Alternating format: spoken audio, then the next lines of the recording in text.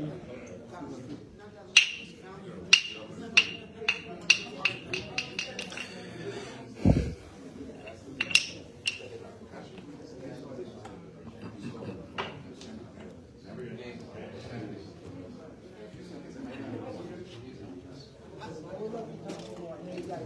you so much for introducing and telling me. It's so interesting. Thank you.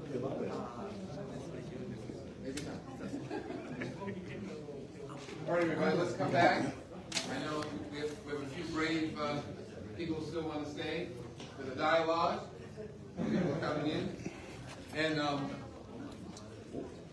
what I'm going to do is, everybody, who's in the back, you can come up a little bit. Suzanne? Suzanne, you can come here. Sit here, Suzanne. Thank you. And as they, was the first part interesting, everybody? I think it was interesting. Get one there. So what I'm going to do is, due to my wooziness, I'm going to have each of the people describe and tell you their background and a little about themselves, what organization they represent, and then we'll go from there. Does that make sense to everyone? Let's have an intimate discussion and we can go from there. We only have 4 mics, so I'm asking the people through there will share. Is that fair? So let's start with you, Cynthia. Thank you. Please tell them where you're from. Maybe some ideas about the swastika, some opening remarks, and then go from there. Thank you so much. Yeah, absolutely. My name is Sandeep Somani. I'm a member of Coalition of Hindus of North America. It's a grassroots Hindu advocacy organization formed around 5 years ago. And one of the things that we are working on is educating people about the origins of swastika and the meaning of swastika and the distinction between articles. And one of the things we have been involved in is the swastika, drafting the swastika proclamation, and there Ike-san has been a very important ally. And the proclamation is, I was very pleasantly surprised to see it on the desk outside, stuck on the desk. And so I think I would encourage everyone to read it, and it's a one-pager on whatever was there in the documentary. And by the way, I just want to congratulate Ike-san for on the documentary, very nicely done. And he has been showing us clips from this documentary for many years now. I got to see the whole thing for the first time today, and very happy with it. Thank you. Hello everybody, my name is Peter Rogina, and I'm one of the co-creators of the lights you see off to the side here. This is Peace Lights, and a little bit more than 10 years ago, Peace Lights was created after a year of doing some light art projection in New York City. And the predecessor to Peace Lights always got comments on the street, like, oh, that has really good energy. So we wound up creating a piece called Peace Lights. It got adopted by the New York Peace Coalition as their international symbol for peace and nonviolence. And then a couple weeks later, peace organizations from 14 other countries adopted it. A couple weeks later, the United Nations International Year of Light endorsed it, started playing all around the world. So let me just quickly say that when we come around again, I'll tell you what the symbolism is. Hello, I'm Reverend Susanna Maycomb. My background is Christianity. I'm an interfaith minister. I think I have a funny stories. When I was in 4th grade, you know how they ask you what you want to be when you grow up? I said I wanted to be a translator for the UN. And though I haven't been that, in a way, I wrote the first book that featured the traditions of 14 religions, dozens of cultures, and I've been a member of many interfaith organizations. I've been on the Council of the World, I don't know where Guruji is, World Yoga Community, and TK and I have done many events together, and I love the documentary, by the way. I think it's so educational. And I think what I would say about the swastika, I'm very aware, I've been to Japan. It is a symbol of peace, and I do believe the truth will set you free. But for someone who's had family murdered with that symbol in their face, maybe someday they can understand it here, but not here. I think it will take time.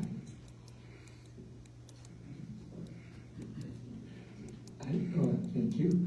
My name is TK Nakagaki. I introduced myself in the movie, so I don't have to. But does anybody have my book? Because I brought a couple. Yeah. Can I have a little bit, just a moment? I just wanted to quote from there, but I forgot to. Do you have it? Did anybody buy it? I know, because all books are wrong. Did anybody just go straight by my book? Everyone took it as a gift book, right? Yeah. Oh, Thank you. Thank you. Oh, okay. I'll make sure. Yeah, I'll return to you. Thanks for buying for me. And then one of the reasons is I ask is that actually my friends who wrote a recommendation to this book just passed away October 13. Randy Brown, who is a very good friend of the Buddhist Council in New York. She used to organize, the meditative advice, Change Your Mind Day in Tricycle Magazine in Central Park. If you know, I mean, if you're old enough to know, we used to do those. But then, so she wrote me some recommendation for this letter. So I just wanted to, as a memory of, to show respect and prayer for Randy Brown. So I just wanted to read this, her, the Reverend Dr. TK Nakagaki has long been a prominent leader in the interfaith movement in New York City, and this book is further expression of his belief that mutual understanding can lead to enhance the harmony and peace in this world. In a brave gesture of cross-cultural significance, the Buddhist swastika and Hitler's cross offers us detailed expression of the positive history and meaning that this profound symbol has for millions of people over the millennium. Randy Brown, I don't know, LCSW, former executive director of Tricycle Foundation, publisher, publisher of the Tricycle of the Buddhist Review. So, thank you. And so all I'm just saying is, of course, this film itself was done like 2017, 19 or so. So right before the COVID happened, so our plan was going to Japan and then go to the Europe, Auschwitz, and then we already have an appointment with the Chief Rabbi of Poland, Michael Shudry, but then so we couldn't do it in the end, and so and then this film is, of course, doesn't say some of the things that I mentioned here, which is cross. Christian cross is also very much ignored from the Hitler's cross. So it's a Jewish symbols for at that time also is the connected. So that's another half of his case, which never really mentioned in things, but in the future, because Arya, the word Arya, that's also Sanskrit. Arya means noble truth. So noble truth, who express the noble truth is the Buddha, which is the so that's the enlightenment, the symbol of enlightenment. And so it is definitely a very different symbol. And so instead, it's anti-Semitism, as you mentioned. So it's totally different things mixed up with like a sugar. I'm always right here. We don't have any example whether that's like say sugar and then salt. These are different. Taste different. How you use it is different. But if they mix it, then you have problems. So that's what I'm trying to bring it. It's not whether the one side is right or wrong. No, it's just the truth is that fact is there's a difference thing. The name is different. So if you change the name, you cannot call my name as a different person. So that should be fixed somehow. Then you create a much more clear differentiate the things that have been used and have not been used, or whatever. And so the words for me is a very important subject. And so I think that this movie gives at least a good sense of that particular one. And so Aryan doesn't mean white supremacy. Actually, it's nothing to do with white supremacy, but at the same time, during those times, it just came with all those things. So it's a lot of I don't know, uneducational. We need more education about those facts, I feel. So, anyway, but thank you very much for watching it. Thank you so much. Let me ask some questions. Thank you all for being here again. Thank you, the audience, for participating and listening. My first question was with regard to the movie that we saw, the documentary. How do you, let's go to the hard question first. Huh? About myself. Oh, my name is James Lynch. I'm obviously I'm a Buddhist, a Frisha Kosakai, Japanese Buddhist lay organization here in New York. And in the context, I guess I flow from both worlds in the context. I'm born and bred here in New York City. But, I have a lot of people who are my friends in the context of Buddhism. For example, where I work, some of the other people brought me I wear these little charms like this. And one of the people, I was just saying to Sandeep before I came up, that one of the people who I work with brought back one of these types of charms, but with a swastika on it. Right? And so we have to be at the same time there. So they know me, they were from Vietnam, so for them it's a lucky symbol, right? But at the same time I have to be very mindful, as I was telling Sandeep, if I fall asleep with that bracelet on with the swastika on it, someone's going to say, what's this black guy with the swastika on? What is he trying to say? Secretly a Trump guy or something like that. So we're actually, I think, in an interesting time in the world. And as a Buddhist, I always say there's an idea called dependent origination. And the idea of dependent origination means we're all one. We're all connected. The labels that we put on each other are just symbols that often block us to that truth. And when we realize that we're all connected, our goal should be to bring out the compassion and love that are possible. So, but that's the beginning, right? And that's why we're here to have the discussion, because like Beryl Nakagaki had indicated in the video, so many people don't know about the hook and cross. They don't know those words. They've never heard them before. They only think of them in the context of the swastika. And so it's hard for them to even imagine that symbol being something positive for anybody, because they have no context around it being positive. So that was the first question I was going to ask. We had, how do you respond, each of you, to the rabbis who we heard in the video, real concern that the swastika represents real harm for others based on the deaths of millions? How do we respond to that real concern? Do you want to take the easy one first? I think as it was suggested in the documentary that we should go back to the facts, and just a couple of facts is that so first of all, swastika even here in US was a positive symbol. I mean, there was a sports team named after it, was shown in the documentary called named swastika. I think there was a hockey team. In the original, the German, Hitler's main camp, he never uses the word swastika. He uses Hakenkreuz.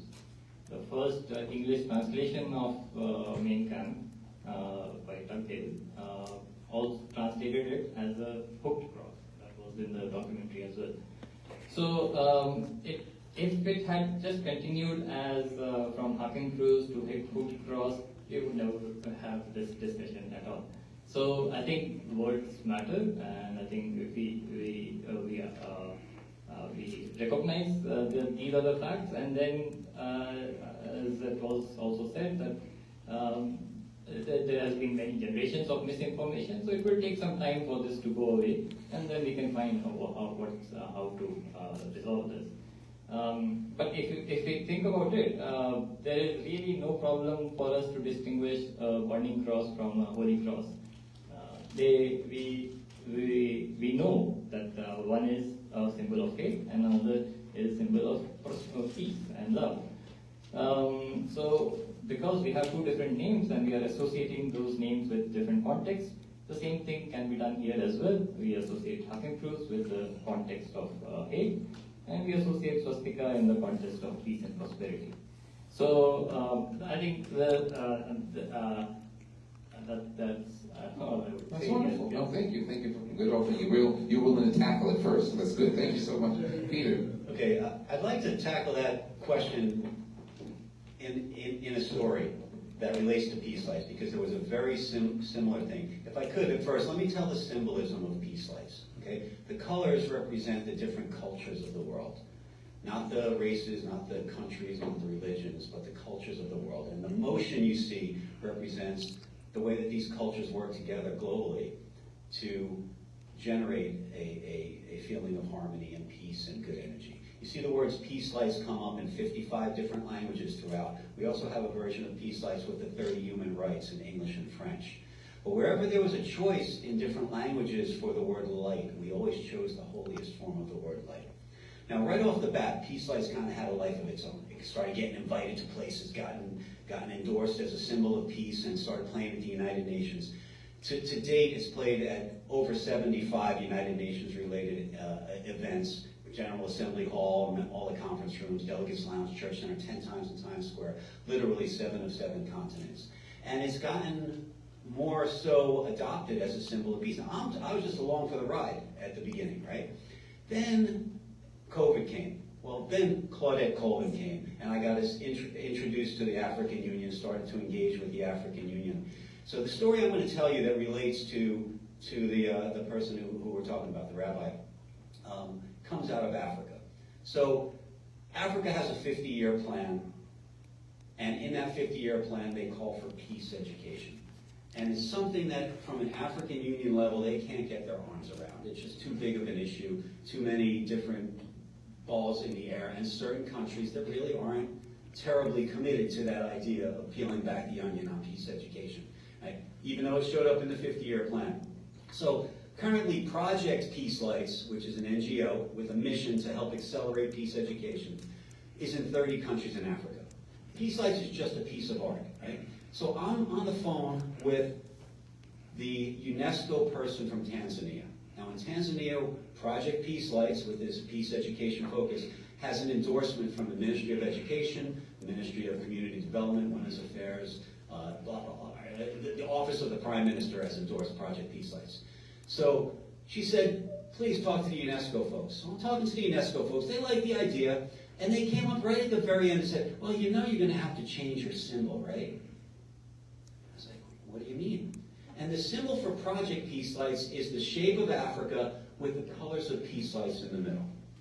And he said to me, well, you know, that symbol is not going to resonate well with the Muslim population here because it looks too much like the LGBTQ rainbow. And I was like, wow, you know, I wasn't expecting that, right? A misappropriation of a symbol, right?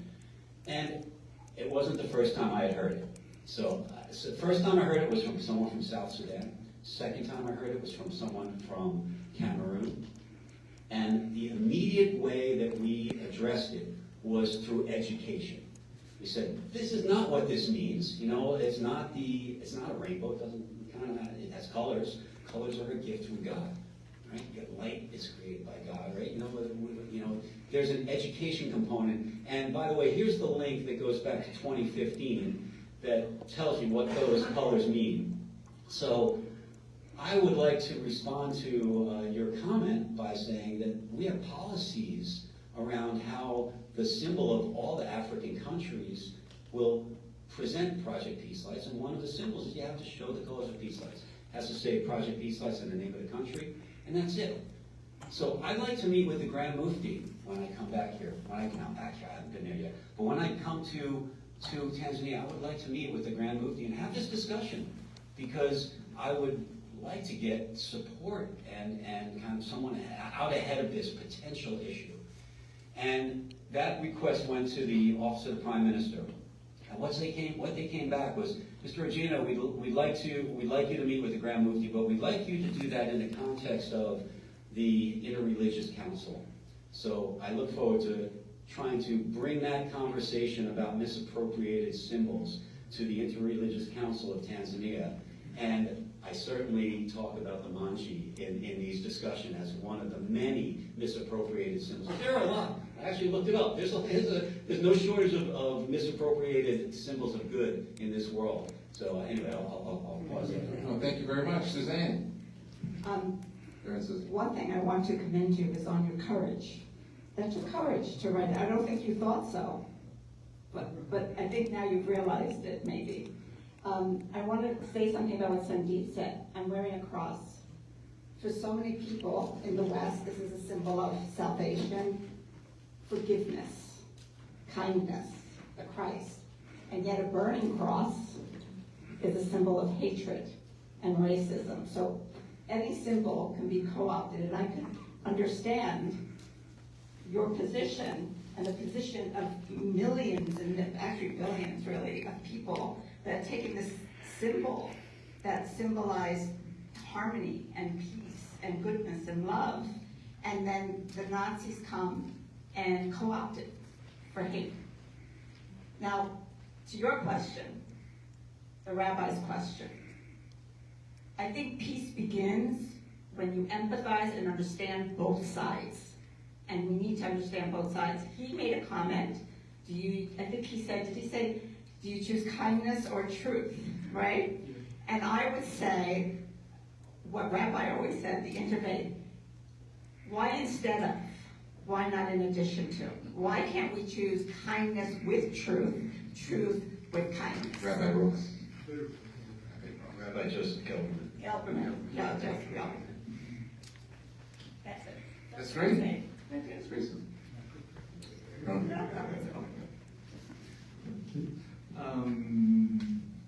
Yeah, I forgot what I was going to say. Sorry.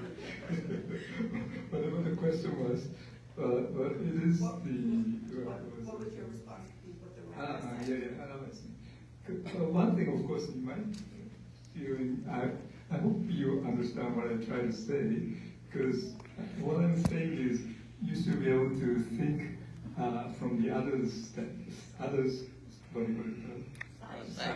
side. So which means, well, if you are the side of the swastika, you might feel sorry. But I guess somehow the rabbis, I don't know, sometimes, what do you call it, this is my side, yes or no. I'm not asking yes or no, actually. So it's always, all I was asking was to understanding, or to open up the eyes. Yeah. But which is fine. I mean, because I know that this is because we can't open everybody say the same way. But then at least we should respect each other to the harmony. And because nobody has no intention to harm others, so why you have to say this is no good? You can say, of course, we know that Hindu, Buddhists, they use all the swastika, but then nothing to do with whatever their experience, because it's a different thing. It's actually but it's a cross. But what they did with the killing the million Jews is a cross, because it said food cross. That's the German words of the bread. Then why do you brave the other side of it? And so maybe you may want to change your kind of open-minded part is something that I feel like very important for the dialogue.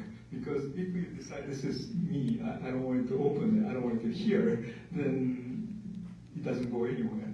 So I'm hoping that this film, also my intention was hopefully the dialogue like a yes and no, and we can find yes and no, but no and yes, or something in between. I mean, so that it's not only right and wrong, but it maybe right, maybe wrong is a kind of a little middle. Because here always like a red or blue.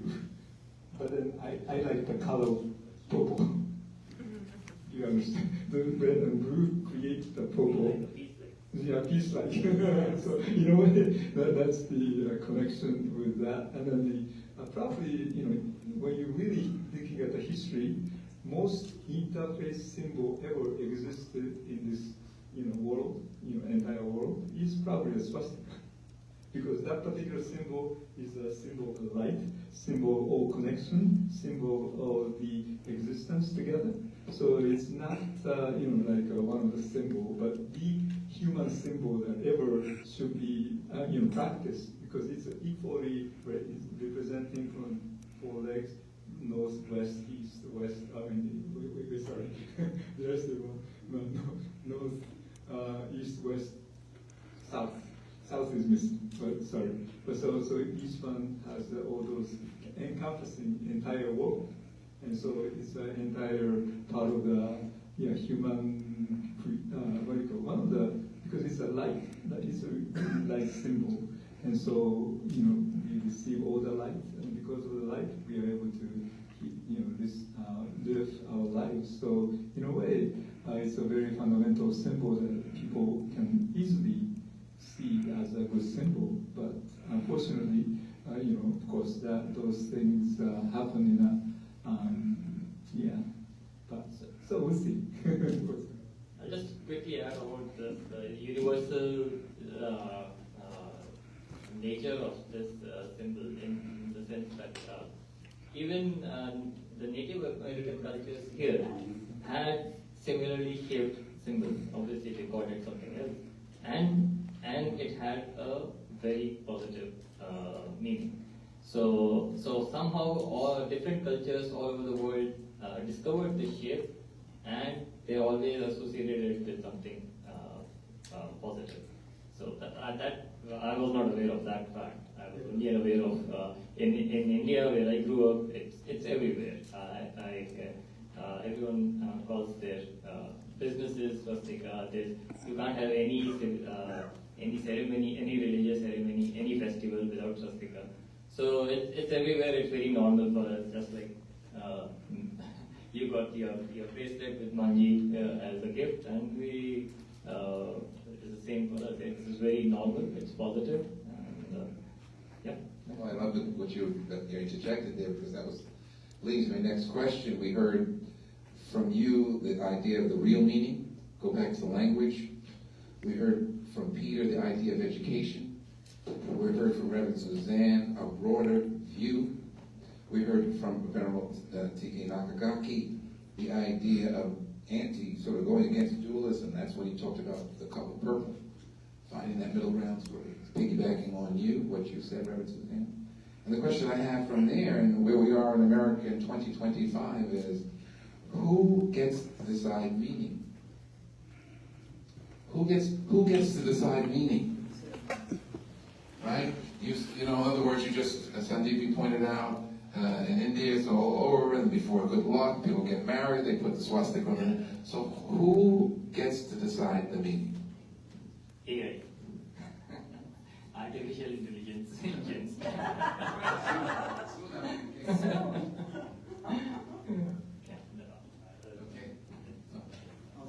So, what is meaning, right?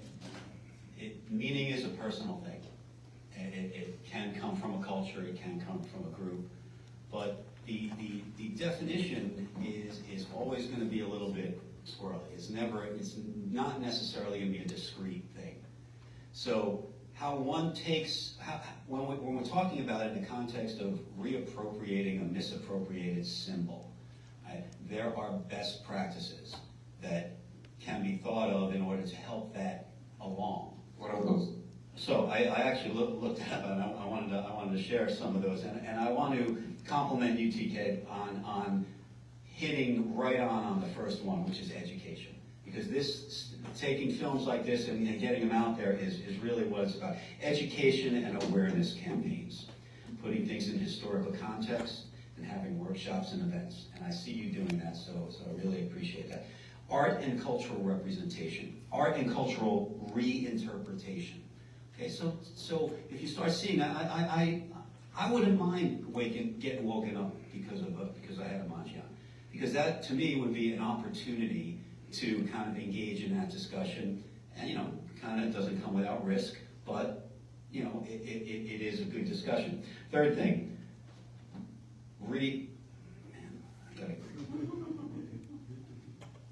recontextualizing in new spaces. So taking the thoughts of peace and symbols and using that. Collaborative community efforts. Interfaith cultural dialogues. Digital platforms and social media. Hashtag campaign storytelling. And I think the book is kind of, as legislative and institutional actions, creating new symbols that are hybrids or evolution over time, and community support networks, grassroots movements, and capacity building. So best practices are what's going to lead to whether or not a symbol gets rethought about in different ways. We're at a point in history where once it's out there, Pandora's box is open. It's never going to disappear. If we went back 500 years, stuff just disappeared that we never even knew about, right? Symbols and whatnot. But here, we're in a situation of, it's out there. Let people know about it. Don't expect everybody. And I love what you brought up about Rabbi Gelberman's, always in addition to never. Never instead of. Never instead of, always in addition to. And by the way, Rabbi Gelberman lost his whole family in the Holocaust. Yes. Almost all. Almost all. Yeah. I'm an interfaith minister from that tradition as well. So say, Rose. In the West, there's a saying that always says, the truth shall set you free. In most religions, in Christianity, God is truth. In Buddhism, you're looking for truth. Truth is in every religion, every culture. Yet it's amazing how people are afraid of the truth in a lot of ways, right? And you can co-opt any symbol for good or evil. And I think the Nazis purposely chose the manji, good, love, harmony, noble, Aryan noble. Because what is evil? It's like the ultimate perversion. So it's perverting the symbol. And I think it is very important to seek truth. But we also have to be compassionate and kind. Because even think in your personal lives how people, if you force the truth on them, they're terrified, especially if they're traumatized. Like Jewish people, or the burning cross for Black people, okay? So we have to be kind and compassionate and gently educate, gently. Thank you. TK, no? Other guy? So, about the truth, so for the talking about, so I quote actually Rabbi Nachman of Brusel, I guess, how you call it. But then the part of the things that I enjoyed was short kind of a poetry that they have that's Hasidic Jews, and this is long, so maybe I will just show the very last part. So it says, develop a good eye, always look for good, will bring you to the truth. Truth is a light by which to find your way out of darkness. Turn it on.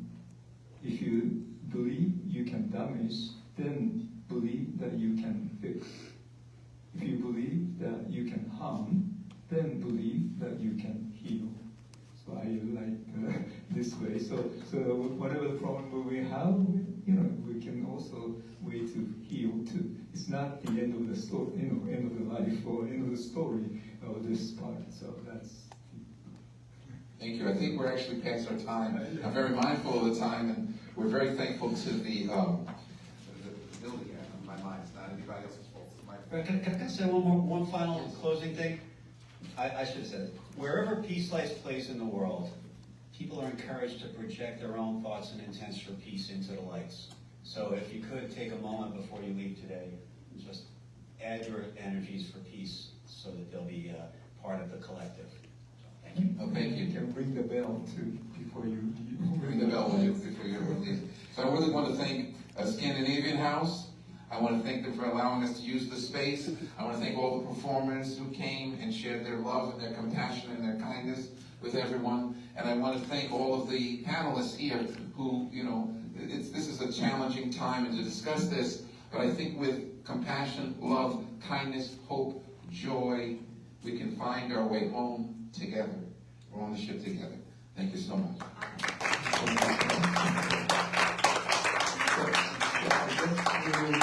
So this concludes today's anniversary event, because I think we have to clean everything soon.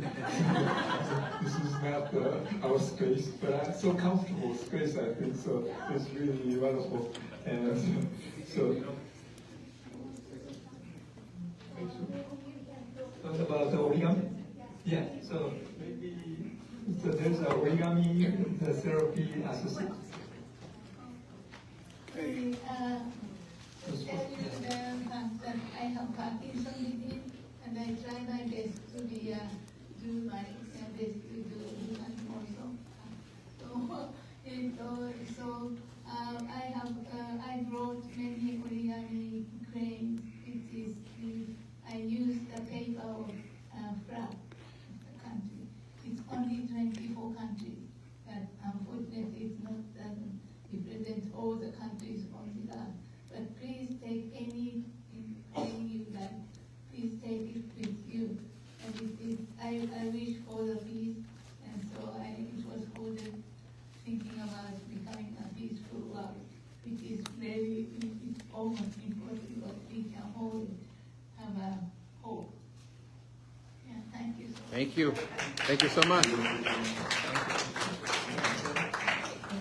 That was great. Thank you so much. So get the cranes outside.